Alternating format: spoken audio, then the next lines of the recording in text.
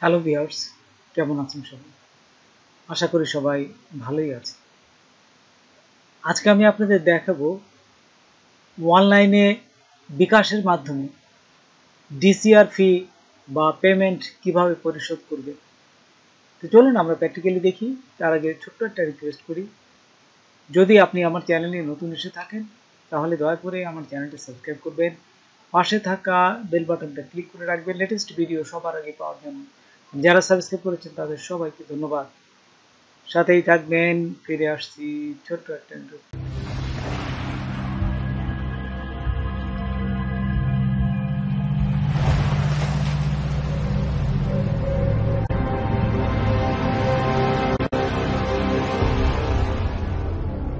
প্রথমেই আপনারা গুগলে আসবেন, গুগলে আসে লিখবেন land.gov.bd। এই যে উপরে দেখুন আমি লিখেছি, জাস্ট এইটুকু লিখলেই আপনাদের এই স্ক্রিনটা পাবেন। এখান থেকে আপনারা ই নামজারি, এই যে দেখুন ই নামজারি, এই ই নামজারিতে ঢুকবেন।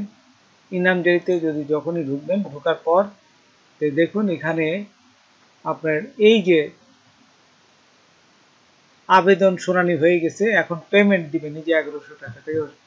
আবেদনের সর্বশেষ অবস্থা এখানে ক্লিক করার পর এখানে আবেদনের সঠিক তথ্য দিন। দেখুন এখানে যাবে যে আপনাদের কোন বিভাগ থেকে করছেন, বিভাগটা দিবেন।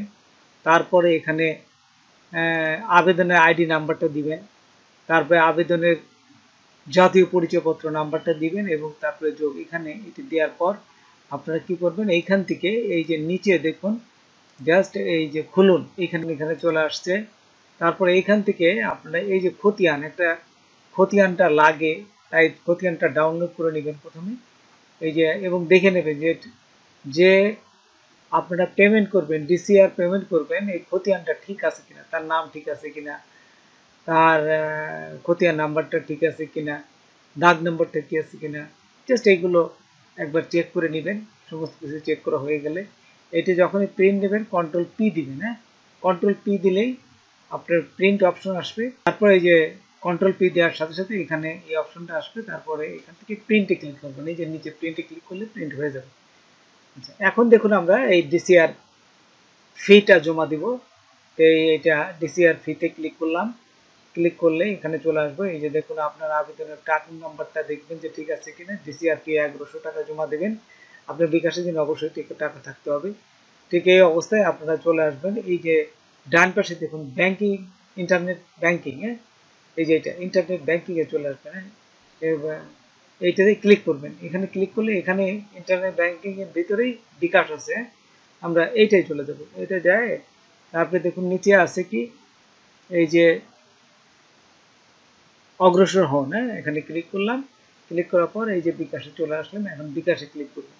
বিকাশে ক্লিক করার পর এই যে পেমেন্ট, তারপর এখানে আপনি বিকাশ নাম্বারটা দিবেন। তারপর বিকাশ নাম্বারটা ওই যে বিকাশ নাম্বারটা দিয়ে কনফার্মে ক্লিক করবেন। হ্যাঁ, তারপর বিকাশে একটা কোড যাবে, ঠিক সে কোডটাও দিবেন।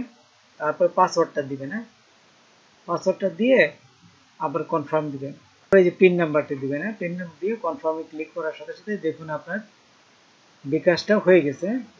এই যে বিকাশটা হয়ে গেছে। এখান থেকে সেই বিকাশের যে আপনার স্লিপটা এখানে পাবেন। এই যে দেখুন ডিসিআর ফি দাখিল সংক্রান্ত তথ্য। এখানে এই যে পেমেন্ট রিপ্রিন্ট, যদি এই পেমেন্টের প্রিন্ট নিতে চান তাহলে এইখানে ক্লিক করবেন। পেমেন্টে জাস্ট ক্লিক করলাম। পেমেন্টে ক্লিক করার সাথে সাথে আমাদের এই যে পেমেন্টের রিসিপ্টটা চলে আসলো। তারপর দেখুন এই যে এখান থেকে কন্ট্রোল পি দিবেন। কন্ট্রোল পি দেওয়ার সাথে সাথেই প্রিন্টের অপশন চলে আসবে। তারপর নিচে দেখুন এই যে প্রিন্ট আছে, আপনি প্রিন্টারটা দেখে নেবেন। প্রিন্টে ক্লিক করার সাথে সাথে প্রিন্ট হয়ে যাবে। তো বন্ধুরা, আজকে এই পর্যন্তই। নতুন কোনো ভিডিও নিয়ে আবার আপনাদের সাথে হাজির হব। যদি আমার ভিডিওটা আপনাদের ভালো লাগে বা কোনো উপকারে আসে তবে অবশ্যই সাবস্ক্রাইব করবেন আর একজন বন্ধু হলে শেয়ার করবেন। ধন্যবাদ সবাইকে। আল্লাহ হাফেজ।